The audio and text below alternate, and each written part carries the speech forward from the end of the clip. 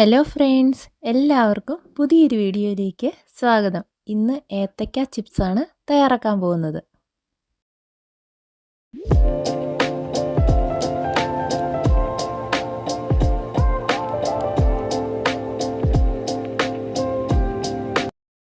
കായ ചിപ്സ് ഉണ്ടാക്കുന്നതിനായി ഞാനിവിടെ 3 ഏത്തയ്ക്കായ എടുത്തിട്ടുണ്ട്.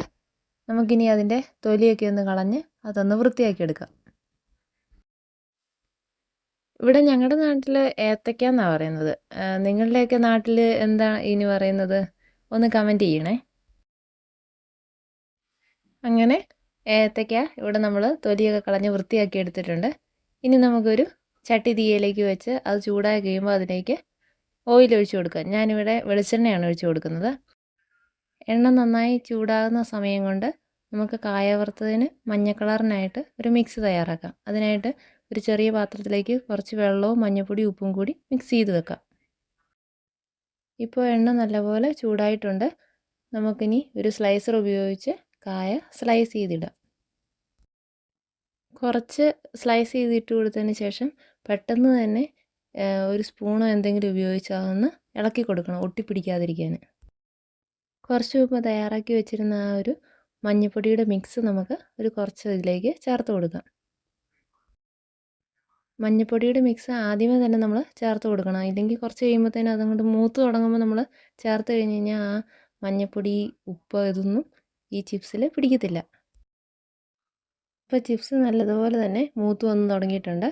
നമുക്കിനി അത് ഇളക്കുമ്പോൾ തന്നെ നമുക്കത് മനസ്സിലാവും, നല്ലൊരു ക്രിസ്പിയായി നല്ലൊരു സൗണ്ട് കേട്ട് തുടങ്ങും.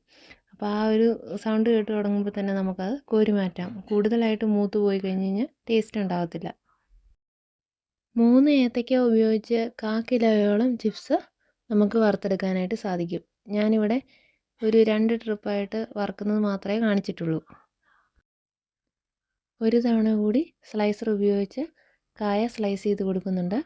അപ്പോൾ കായ നല്ലതുപോലെ ഏകദേശം മൂത്ത് വന്ന് തുടങ്ങി. ഇനി അത് നമുക്ക് കോരി മാറ്റാം. കായ ചിപ്സ് തയ്യാറാക്കുമ്പോൾ എപ്പോഴും തീയെ മീഡിയം ഫ്ലെയിമിൽ വയ്ക്കുന്നതാണ് നല്ലത്. ലോ ഫ്ലെയിമിലാണെങ്കിൽ അത് കല്ലിച്ച പോലെ ആയി പോകും, എന്നിട്ട് ഒരു നല്ല രീതിയിൽ നമുക്കത് തയ്യാറായി കിട്ടത്തില്ല. ഹൈ ഫ്ലെയിമിലാണെങ്കിൽ അത് പെട്ടെന്ന് കരിഞ്ഞു പോവുകയും ചെയ്യും. അങ്ങനെ 2 തവണയായി ഞാനിവിടെ ചിപ്സ് വറുത്തെടുത്തിട്ടുണ്ട്. ഇതുവരെ നിങ്ങൾ കായ ചിപ്സ് തയ്യാറാക്കി നോക്കിയിട്ടില്ലെങ്കിൽ തീർച്ചയായിട്ടും ഒന്ന് ട്രൈ ചെയ്ത് നോക്കണേ. 3 കായ ഉപയോഗിച്ച് 1/4 കിലോയോളം ചിപ്സ് ഞാനിവിടെ തയ്യാറാക്കി എടുത്തിട്ടുണ്ട്. ഓണത്തിൻ്റെ സമയമൊക്കെ കഴിയുമ്പോൾ ചിപ്സിന് നല്ല വിലയാണല്ലോ. നമ്മളിപ്പോൾ ഇത് കടയിൽ നിന്ന് വാങ്ങേണ്ട കാര്യമില്ല. ഒരു സ്ലൈസർ ഉപയോഗിച്ച് നമുക്കിത് വീട്ടിൽ തന്നെ തയ്യാറാക്കി എടുക്കാവുന്നതേ ഉള്ളൂ. നമ്മുടെ ചാനൽ കാണുന്ന ഒരുപാട് പേര് സബ്സ്ക്രൈബ് ചെയ്യാതെയാണ് കാണുന്നത്. അപ്പോൾ നിങ്ങൾക്ക് വീഡിയോ ഒക്കെ ഇഷ്ടപ്പെടുകയാണെങ്കിൽ പ്ലീസ് ഒന്ന് സബ്സ്ക്രൈബ് കൂടി ചെയ്തേക്കണേ. See you again. Thank U.